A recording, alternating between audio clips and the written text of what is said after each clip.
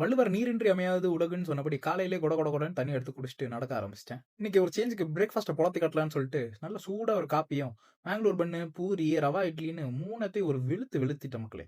தனியா இல்ல மக்களே, கூட நம்ம ஒரு தோழரும் இருந்தாரு. அத தாண்டி அப்படியே போய் நேச்சரோட ரொம்ப பியூட்டிஃபுல்லான எலக்ட்ரோலைட்டான இளநீயையும் ஒரு போடு போட்டுட்டேன்.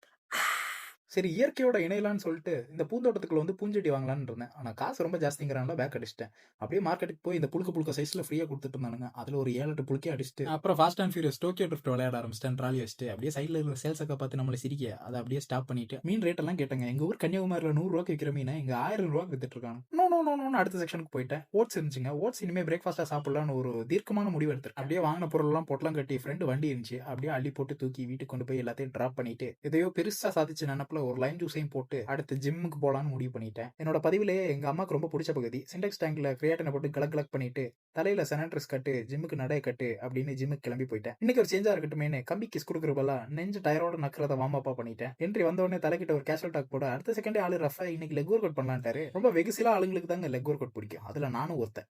ஃபர்ஸ்ட் ஸ்குவாட்டை போட்டு முடிச்சுட்டு அப்புறம் இந்த மண்டி இடுற லஞ்சஸ்ங்கிற ஒர்க் அவுட் போட ஆரம்பிச்சிட்டேன். கொஞ்சம் நாக்கு தள்ள ஆரம்பிச்சதுங்க. அப்படியே ஒரு ஹைட்ரேஷன் பிரேக் எடுத்துக்கிட்டேன். ஏன்னா ரொனால்டோ தண்ணி ரொம்ப இம்பார்ட்டன் சொல்லியிருக்காரு.